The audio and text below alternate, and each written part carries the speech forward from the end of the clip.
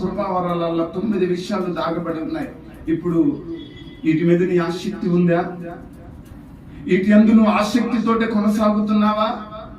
అసలు ఇవి ఉన్నాయన్న సంగతి నీకు తెలుసా లేదా? ముందు భక్తి చేస్తున్నావని చెప్పుకుంటున్నావు, మంచిదే. రక్షణ పొందే మంచిదే, మారు మనసు పొందే మంచిదే. ప్రతి ఆదివారము ప్రభు సన్నిధిలో ఉంటున్నావు, మంచిదే. ప్రభు సన్నిధికి క్రమంగా వస్తున్నావు, మంచిదే. ప్రభు సన్నిధిలో కానుకలు ఇస్తున్నావు, మంచిదే. ప్రభు సన్నిధిలో చేయవలసిన ప్రతి ఆ కార్యాలు చేస్తూ ఉన్నావు, వెళుతూ ఉన్నావు, వస్తూ ఉన్నావు, మంచిదే. మరి నీ ఆసక్తి దేని మీద ఉంది? దేని మీద ఉంది నీ ఆసక్తి? ఓన్లీ వచ్చిపోయే దాని మీద నీ ఆసక్తి ఉందా? వచ్చిన నీవు ఆత్మ సంబంధమైన వరాలు పొందుకోవాలని వాటి మీద ఉందా నీ ఆసక్తి? దేని మీద నీ ఆసక్తి? దేని యందు ఆసక్తి కలిగి నీ ఆత్మీయ జీవితాన్ని కొనసాగింపజేస్తున్నావు? ఈరోజు ఆసక్తితోటి నువ్వు భక్తి చేయగలుగుతున్నావా? పేరుకు భక్తి చేస్తున్నావా? ఈరోజు చాలా మందిని పేరుకు భక్తి చేసే వాళ్ళే ఉన్నారు, కానీ ఆత్మ సంబంధమైన వరాలు పొందాలనే ఆసక్తి లేదు.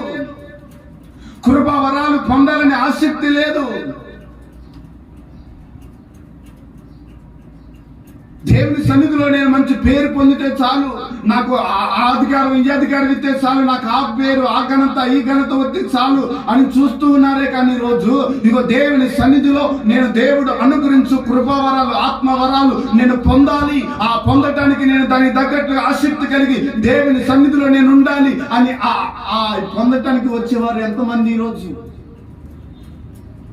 ఆత్మ సంబంధమైన వరాలు పొందాలని ఈరోజు ప్రభు సన్నిధికి వచ్చేవారు ఎంతమంది? ఆత్మ సంబంధమైన కృపా వరాలను పొందాలని, వాటిని అనుభవించాలని, వాటిని అనుసరించి కొనసాగాలని ఈరోజు ప్రభు సన్నిధికి వచ్చేవారు ఎంతమంది? ఒకసారి గమనించుకోవాలి. పేరు భక్తి చేయొద్దు. పేరుకి భక్తి చేయడం ద్వారా నీకు ఎలాంటి ప్రయోజనం ఉండదు. పేరుకి దేవుని మందిరకు రావటం ద్వారా నీకు ఎలాంటి ప్రయోజనం ఉండదు. ఘనత కొరకు నువ్వు ప్రభు సన్నిధికి వస్తే నీకు ప్రయోజనం లేదు. ఆదివారం రావాలి కదా అని నువ్వు ప్రభు సన్నిధికి వస్తే నీకు మేలు జరగదు. ఈరోజు నీకు మేలు జరగాలి, దీవెనకరంగా నువ్వు ఉండాలి. నువ్వు చేస్తున్న ప్రతి పని మేలుకరంగా మార్చబడాలి. నువ్వు వేస్తున్న ప్రతి అడుగు ఆశీర్వాదకరంగా ఉండాలి, దీవెనకరంగా మార్చబడాలి, ప్రయోజనకరంగా మార్చబడాలి. అంటే నువ్వు చేయవలసింది ఏంటంటే ఆత్మ సంబంధమైన వరముల మీద నువ్వు ఆసక్తి కలిగి ఉండాలి. దేవునికి స్తోత్రం, హల్లెలూయా.